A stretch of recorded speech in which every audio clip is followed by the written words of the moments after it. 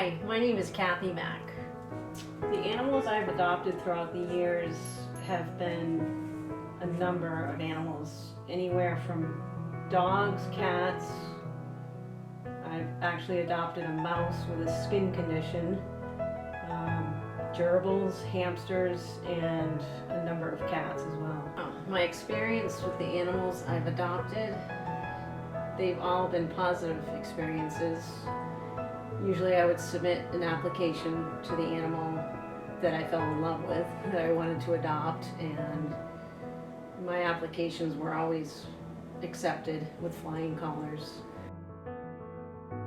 When I was living in New Hampshire, I went to this animal shelter, and I've been wanting a German Shepherd for a while. So I just went one day out of the blue just to see what type of dogs were there.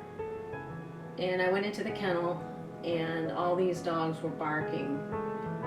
But I did see one German Shepherd there, surprisingly, and he walked up to me very slowly, came up to me and licked my finger through the cage.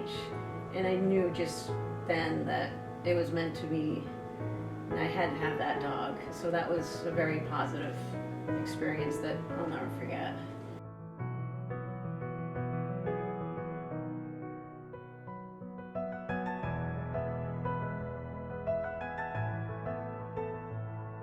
My name is Andrea Morris, and I'm the operations manager. So we look for what the adopter's lifestyle is and what the animal's needs are and try to make a good match that way. So if there's an active family that they want a dog that's able to go out and go on runs for them, or are they more relaxed, we don't want to give somebody who's wanting to do trail runs a bulldog type mix. So we try to ask them what they're looking for. Are they looking to add a family pet, or are they looking for a working dog? If they're looking for a puppy, we make sure they have time to train. We have everybody fill out an application so we can get as much information as possible to make the best match for them. From your experience, do you think adoption has a different effect than a pet store or breeder? Yes, because adoption creates a lifetime resource. So we're here to support the adoptive family and the animal through whatever they may go through. I've had to contact breeders myself from dogs that have been surrendered to us, and they have a contract, and I've got no call, text, or email back from them. In pet stores, often the animals are sick, they come from puppy mills, and that creates trauma for the dogs and their parents from day one. We've actually had some of our transport dogs from puppy mills. They were just held in rabbit cages with wire crates on the bottom, and they were adopted here on the island, and through the love and care of the families, one of them is actually an ambassador for NISHA.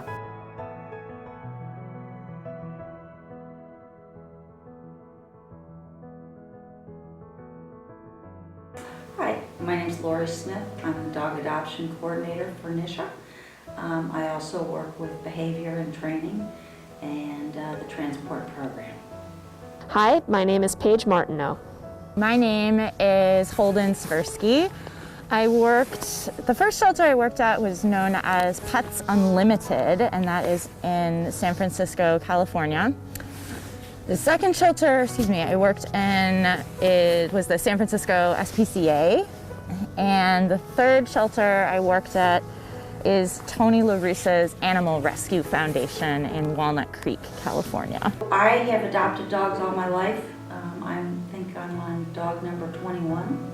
The first dog I adopted from the shelter system was a little terrier who had been hit by a car and broke, or her leg was pretty much dislocated from the hip. She was taken to the local shelter, but they couldn't afford to give her medical care. And Pets Unlimited, the first shelter that I worked at, rescued her and was able to give her medical care, and I adopted her from them.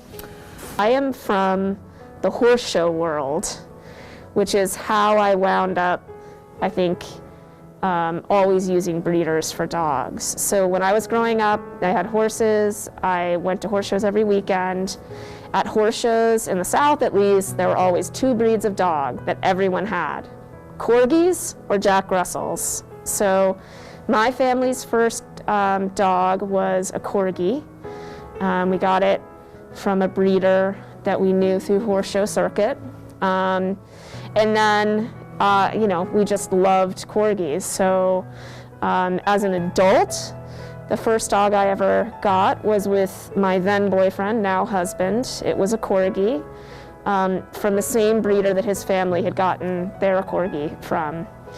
And we had him for 13 years. And after he died, I had actually developed an allergy to him about midway through having him. I'd never been allergic to animals before in my life, but that's a fun thing about allergies. They come and go.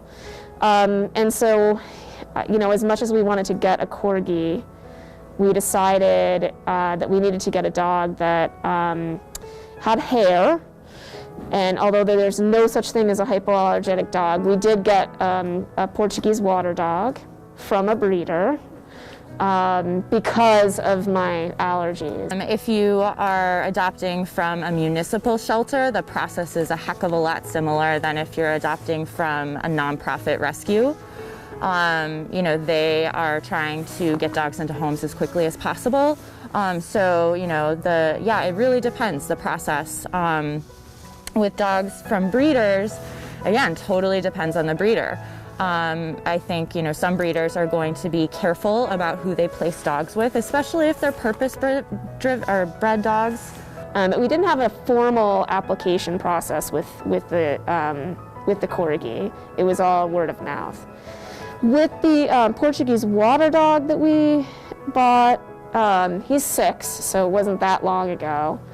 One of my best friends also wanted to get a dog, and her daughter is also allergic to dogs, so we did it together. And there was an application process online. We found a breeder in Pennsylvania and we applied. It wasn't anything crazy, but obviously the breeder wanted to make sure that she was sending the dog, to a family that would treat the dog well. We talked on the phone, we filled out a thing with some references, and that was that. All kinds of people can adopt and do adopt. Obviously, some people are more capable at more difficult dogs than others. Some people are first-time. Everybody's a first-time dog owner sometime. I do think more people are adopting now. I find a lot of our adopters come in who've had purebred dogs all their lives and are now adopting as the right thing to do. And to sort of in the recycling mode. Don't waste it. They're good animals, they're healthy, their personality's great, and I think people realize that over time. I can't see why you'd do anything else, and they're a lot less expensive in the long run. They come spayed and neutered and with all their shots, and I don't think people realize how expensive a dog is over time.